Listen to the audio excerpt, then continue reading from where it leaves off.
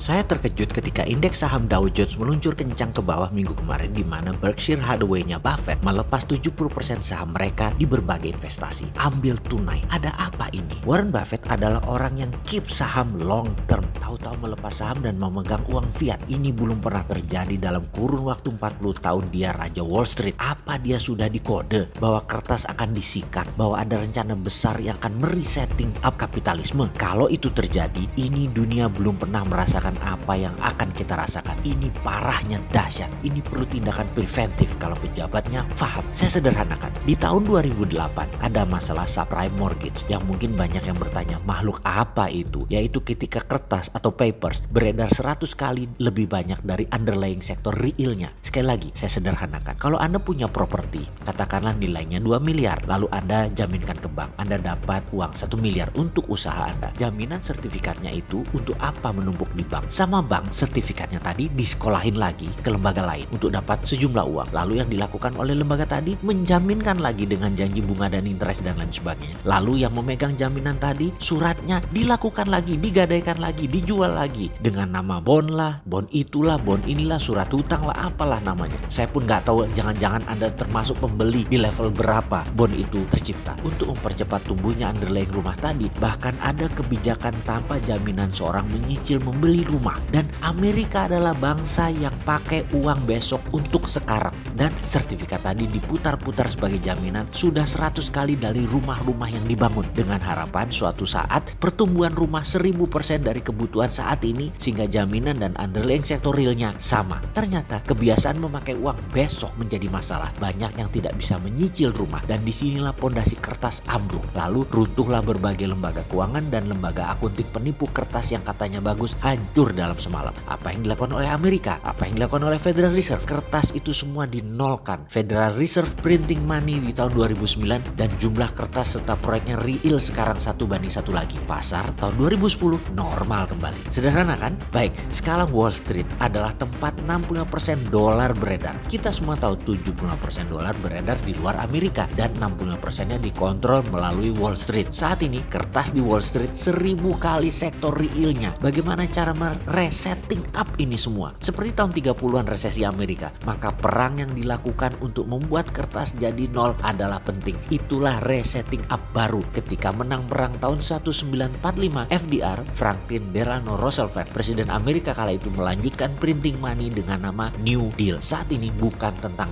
Trump atau Bernie Sanders. Ini tentang hegemoni Amerika. Kertas-kertas tadi yang overvalue dibuang semua oleh kapitalis dan pegang uang fiat saat ini. Saham dibiarkan hancur. Yang rugikan investor-investor kecil. Kapitalisme sudah keluar sejak 2 minggu yang lalu secara perlahan dan mungkin minggu depan ini habis. Mereka pegang full semua, pegang uang fiat. Ketika dunia hancur karena corona sejak saat ini hingga 4 bulan ke depan, maka printing money MMT dilakukan Federal Reserve. Mereka akan beli semua yang ada di dunia ini. Itulah hegemoni. Kurang buas apa mereka itu dan kurang ajar mereka itu. Nggak ada kemanusiaannya. Dan sekali lagi harus perang. Perang itu men-setting up ekonomi dan perang itu meresetting up kapitalisme. Dengan adanya sosmed, perang media propaganda menjadi cepat perangnya. Ini perang dunia ketiga, hanya jenis baru perangnya, nggak pakai bedil. Sejauh ini sudah mulai kebuka pemahamannya. Jadi bagaimana kita melewati ombak corona, ombak resesi, dan ombak hegemoni? Apa yang harus kita lakukan sekarang? Wahai pejabat negara, jangan mainkan kami dengan melihat semua ini sebagai business